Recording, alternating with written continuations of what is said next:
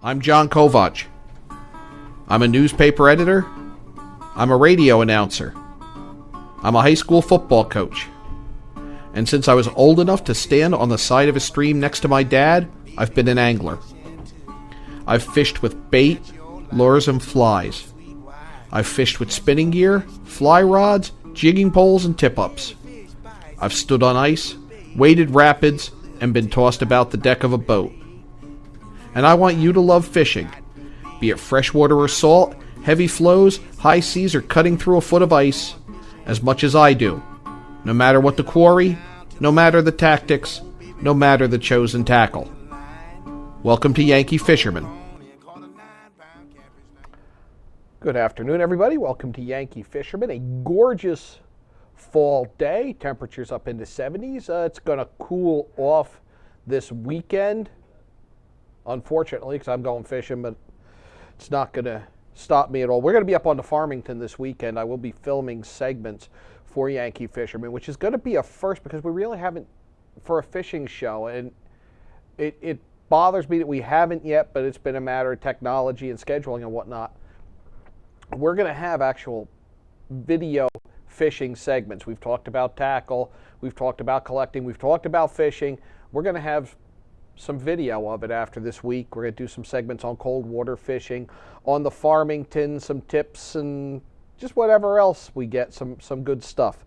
So we're going to start with some pretty awful news this week. And if you remember, not long ago we talked about humpback whales being spotted in the Long Island Sound, off Milford, off Darien, really right off our shores. People fascinated by them, but there was concern expressed at the time about boats getting too close to them. Warnings were issued by government agencies, and it's now looking like the worst happened because a female humpback whale did wash up just across from Darien in Lloyd Harbor, which is an inlet of Huntington Bay. The cause of death, according to the Riverhead Foundation for Marine Research, and this is coming from Dave Sigworth of the Maritime Aquarium at Norwalk, is evidence of blunt force trauma. That would indicate that this whale was struck by a boat that got too close. It was a 28-foot humpback that was found dead in the harbor. That courtesy of the Long Island Press. It's their photo there. Actually, the photos from the Riverhead Foundation for Marine Research. It was printed in the Long Island Press.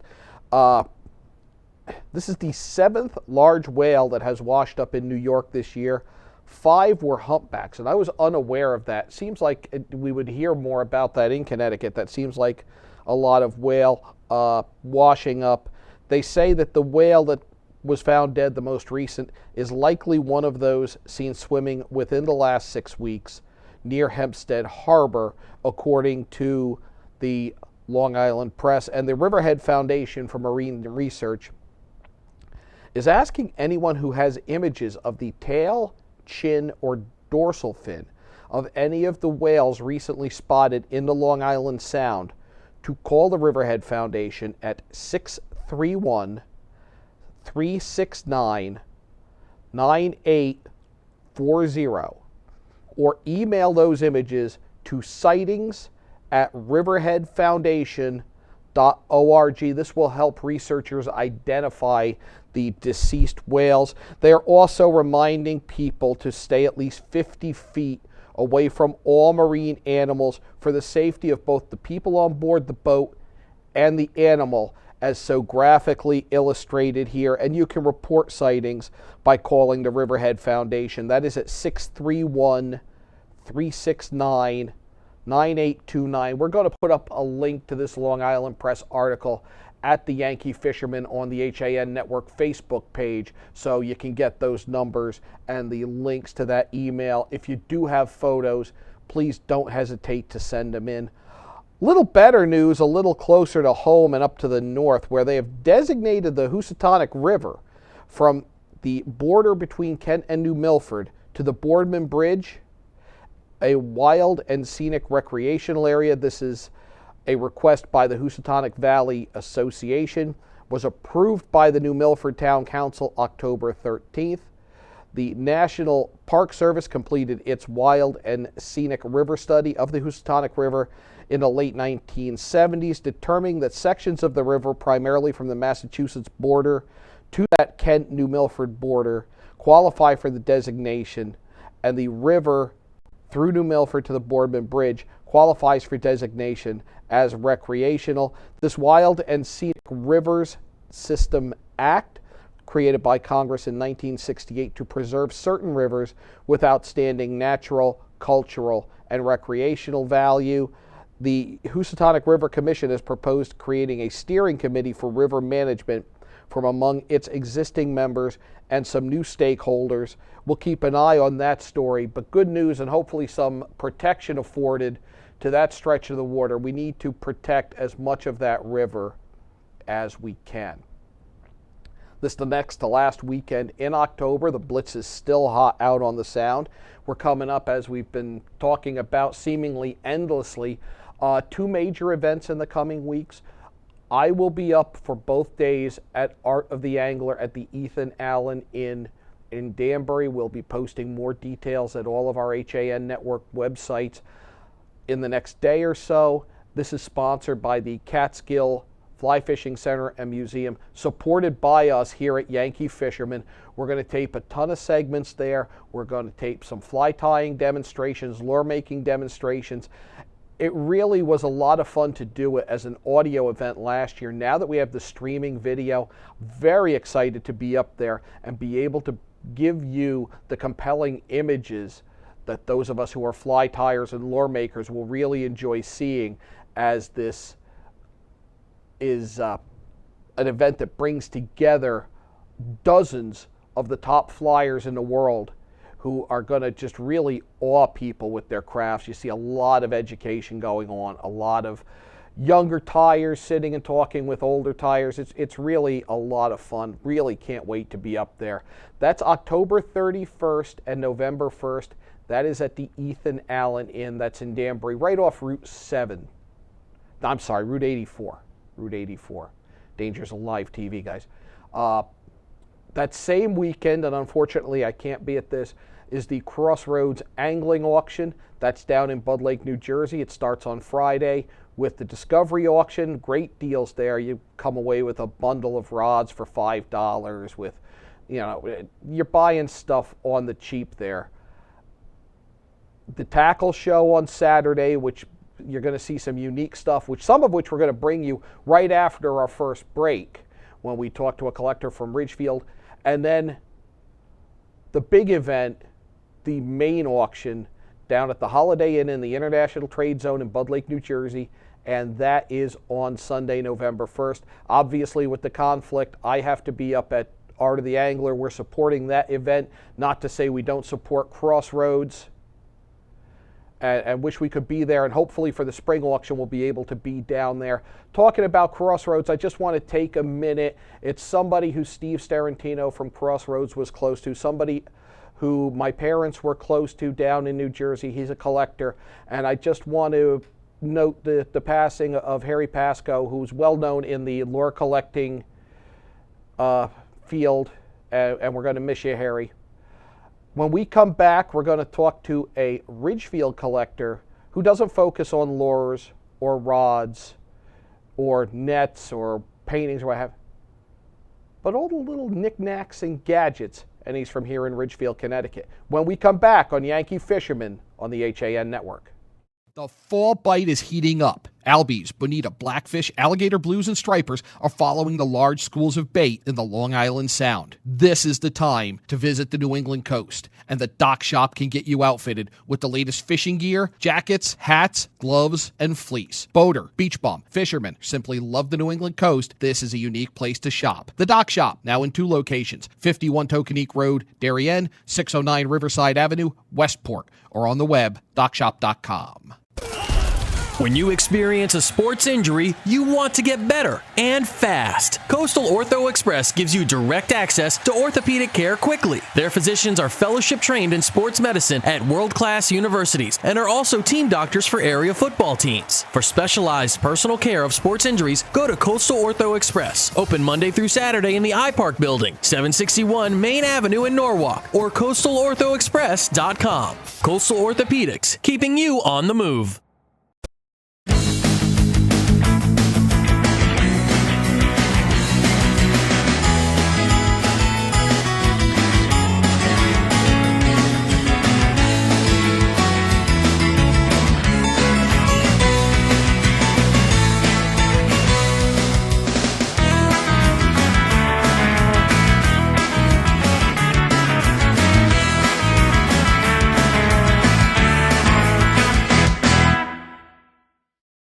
Darien Sport Shop is a unique store because it's a family store.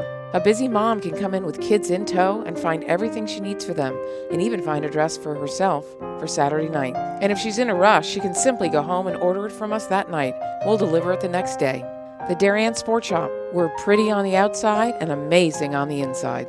Conveniently located with free and easy parking at 1127 Post Road, Darien, Connecticut. Or shop us online at dariensport.com.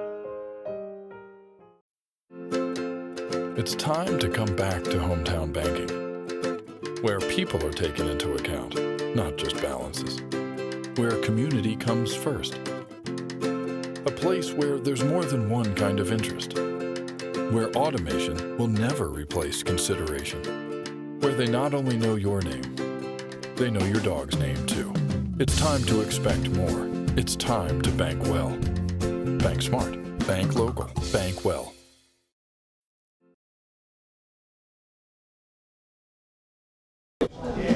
John Kovach, Yankee Fisherman. We're at the Crossroads Angling Auction in Bud Lake, New Jersey. We're with Dean Smith of TackleTreasures.com. Dean, you're out of Ridgefield.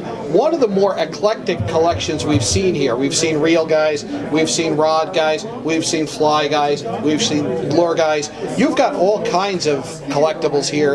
We've got jewelry, we've got old license pins, hooks, nets, rods, tying tools, reels, tackle boxes. Looks like just about anything fishing you're interested in?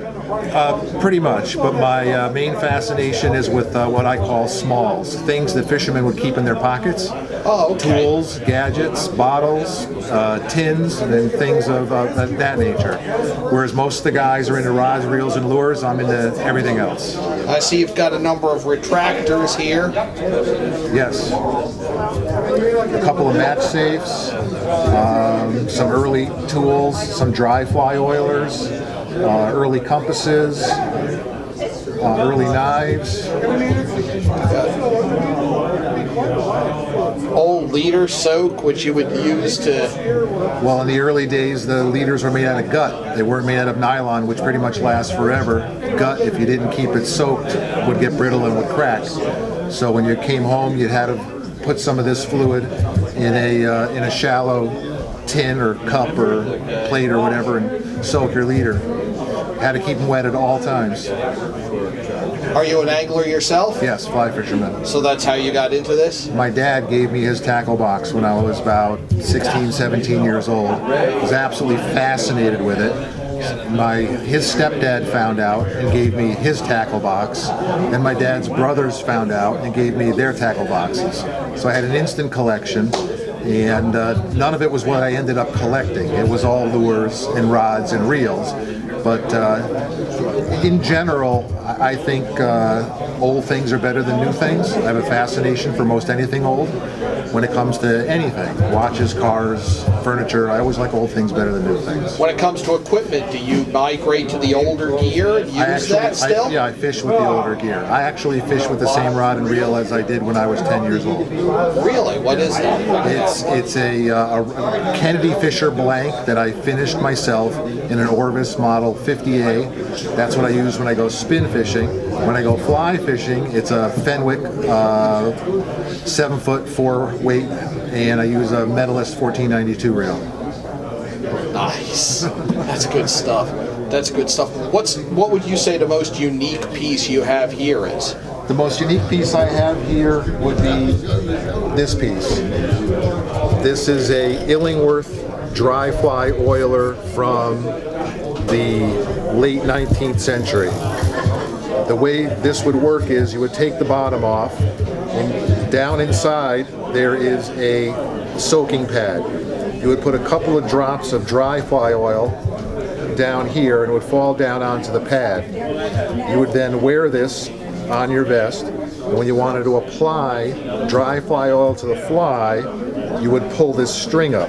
The string inside passes through the pad and gets wet, and you would just dab this on your fly, and then you would just put it back down. And if you can see, the inside is rather elaborate. There's a spring and a pulley system on the inside. I don't know if you can see that or not. I'm seeing that. We'll get it better.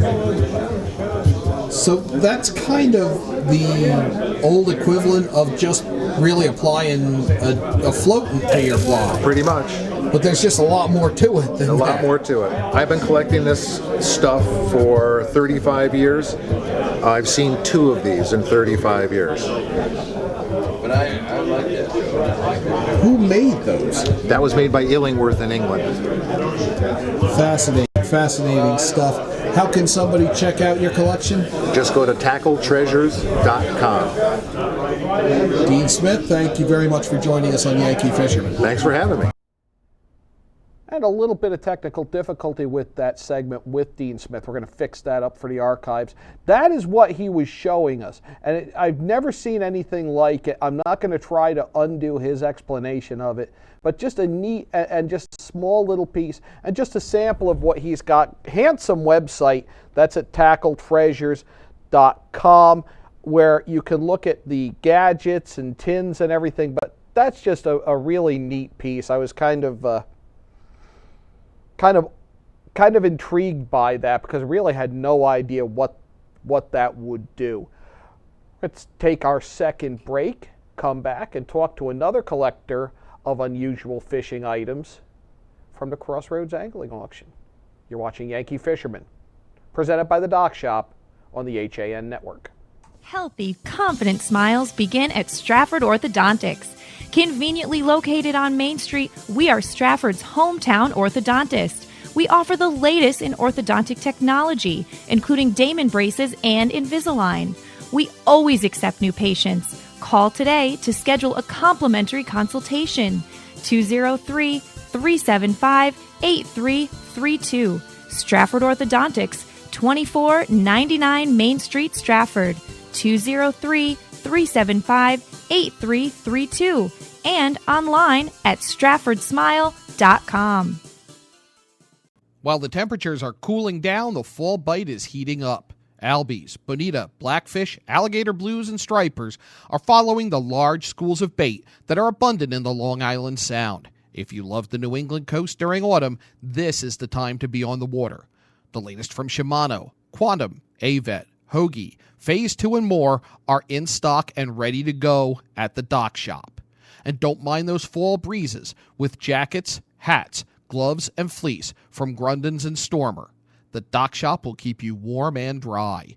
Boater, beach bum, fisherman, or simply love the New England coast, this is a unique place to shop. The Dock Shop, now in 2 locations, 51 Tokenique Road, Darien, 609 Riverside Avenue, Westport, or on the web, dockshop.com.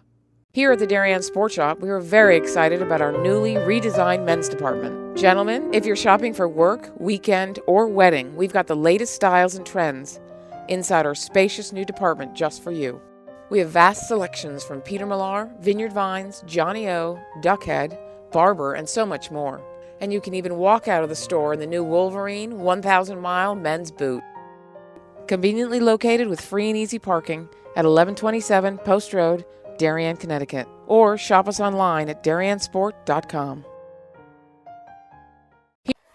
Does buying a car leave you feeling like you're chasing your tail? Head straight to Pamby Chrysler Jeep Dodge and Ram and take car buying in a whole new direction. In Pound Ridge since 1993, the Wine Connection is one of America's best wine shops. Visit our beautiful store for the greatest in wine and knowledgeable service. With wonderful values from around the world to collectibles for your cellar, we are your one-stop source. Visit our online shop at wineconn.com and make sure to sign up for email updates. With great offers, new arrivals, and special events, don't miss all the action at The Wine Connection, including tastings every weekend. The Wine Connection, located at 32 Westchester Avenue, Pound Ridge, New York. Welcome back to Yankee Fisherman, presented by the Dock Shop on the HAN network. This beautiful October Sunday as we get ready for a great weekend of fishing. As the temperatures drop, we get ready for Art of the Angler. We get ready for the Crossroads Angling Auction, and that is where this next clip will be coming from. There are different avenues you can pursue in collecting angling memorabilia. One of the things that I enjoy collecting, probably because of my chosen field, are print-related topics. And that's what Jerry Gerard from Pennsylvania is going to explain to us now. These are English trade cards. This is from 1790. It's John Higginbottom, who was a tackle dealer in England. And this is one of his trade cards from 1790. There are only 3 of these known. Only 3? Yeah. This one here is probably the earliest example of a bill of sale for a complete salmon fly fishing outfit, dated June 18th, 1765. And this is the John Cheshire and William Bushett are the British tackle company, and of course at that time all these people were appointed by the king. This is 1765 bill of sale. These are from around 1800. These are, again, trade cards advertising the companies. And you can see the fancy vignettes on them and so on. And same thing with this. This guy was a hook maker and tackle dealer. Oh, and it's a size chart for the different hooks? Yeah, that's to scale. It's a size chart for the different hooks. Jerry, how did you come across these? How did you assemble this? You hunt for these things. you go to paper shows, book shows, antiquarian shows, antique shows, and you search them out as best as you can. These 5 or 6 trade cards here are more than what's in the British Museum. Really? Yeah, because they're extremely rare. What's the oldest piece of fly fishing documentation that you've seen? Well, that's pretty hard to answer. I've seen some pretty old stuff.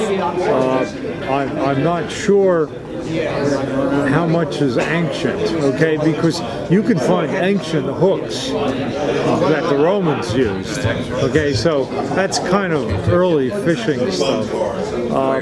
The other same thing with early spears and so on that were used for Indian, fishing. You're great. Take care. Jerry Garcia. Yeah. Anyway, so I hope you edit some of this, at least the ahs and so on. Yeah. But in any case, yeah, I like things that are historical and antique fly fishing stuff. Fly fishing in America was brought here by the British primarily, and the earliest example of a trade card is in the 1730s in Philadelphia. And really, America's tackle trade started in Philadelphia. Even Ben Franklin in the 1740s in his printing shop sold fishing tackle. Jerry, who are some of the older tackle purveyors that people should look for if they happen upon some of these old papers? Well, my interest is primarily, like I said, 19th century and earlier. I don't know lures well. There's many people here who know lures well. Reels, historical reels. would be Thomas Bates, John Conroy, John Koff, Conroy, Bissett, and Malixon. These are all companies that made reels. Rods would be Conroy Company, Hiram Leonard Rod Company, Charles Wheeler from Farmington, Maine. They're all after the Civil War. And after the Civil War, since America's sporting industry was starting to come about, you get baseball, golf, tennis, bicycling, and so on. Same thing with the outdoor sports, hunting and fishing. And so, recognizing this, many American gunsmiths started to make or invent or improve fishing tackle. So Hiram Leonard was a gunsmith who started the Leonard Rod Company.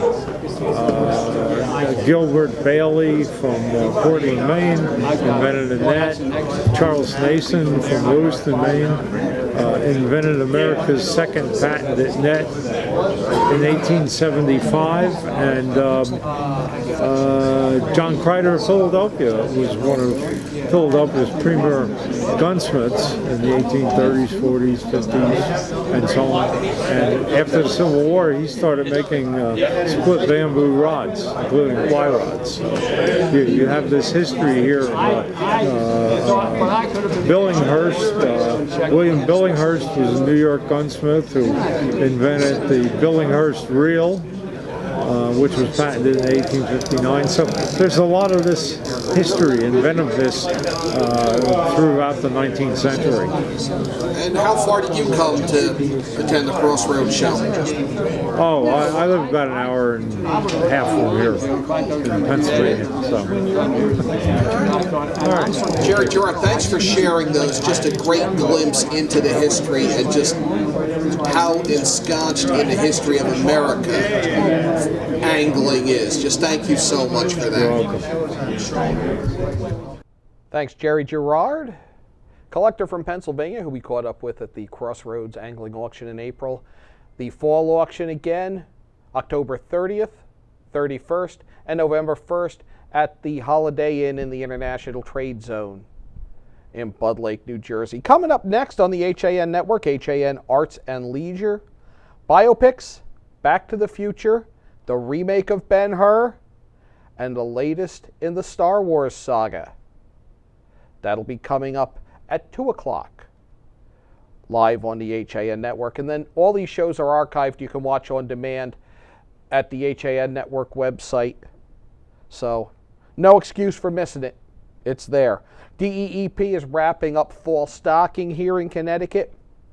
250 rainbow trout, all 12 inches or longer, stocked in Day Pond, Valley Falls Pond, Mohegan Park Pond, and Schroeder Pond just a couple days ago on October 20th. Good luck if you're getting out there for them. I hope to at some point in the near future.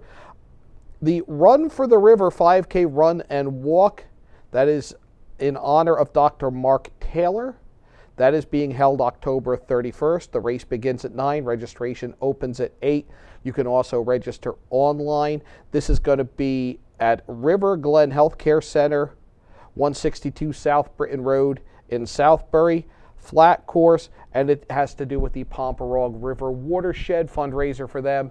Good cause, go out for that. And our friend Steve Colton, who I will catch up with at Art of the Angler, he is going to be the speaker at the November 5th meeting of the Housatonic Fly Fishermen's Association.